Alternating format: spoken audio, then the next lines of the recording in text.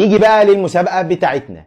لو انت عايز تكسب تذكرة لماتش الاهلي او الزمالك اللي جاي في بطولة افريقيا، كل اللي عليك ان انت يبقى عندك فان اي دي، تعمل لنا سبسكرايب او اشتراك في القناة على اليوتيوب، تعمل لنا فولو على الاكونت بتاعنا على التيك توك، وتعمل لنا لايك على صفحتنا على الفيسبوك، وتمنشن ل5 اصدقائك سواء كانوا اهلاوية او زملكاوية.